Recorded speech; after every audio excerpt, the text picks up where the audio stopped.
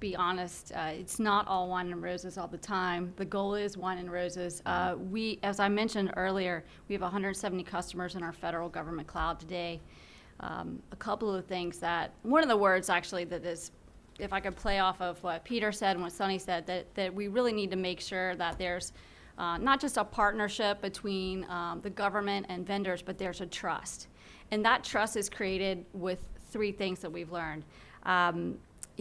Government should expect vendors to support the CNA process at whatever level they need to. We're finding that it's a moderate level. It's required because if they want to do business with the federal government, we've got things like FedRAMP, right? I mean, security is such a big topic today, no matter if you're at the Army and running in a DISA network, or, you're a federal customer running in a federal cloud. The other thing is complete transparency. So you're not going to get that trust unless the vendors provide complete transparency into their systems. These are things where like a certification and accreditation package comes in, where vendors should allow or provide the government with documents like a system security plan, a risk assessment report, a plan of action and milestones. How are they going to meet their goals if they're not meeting them today?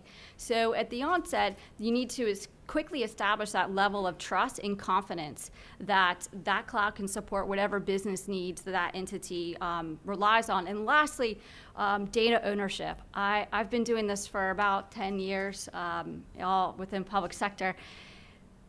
Data ownership from DoD to federal civilian is always a topic. And at the end of the day, it's our belief that the government owns the data, period.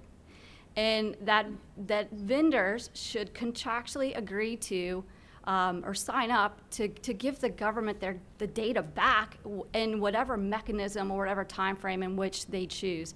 And we do this with all of our government contracts today. So at the end of the day, it's a couple of things. It's providing visibility, it's establishing trust, and it's all about giving data governance or data ownership.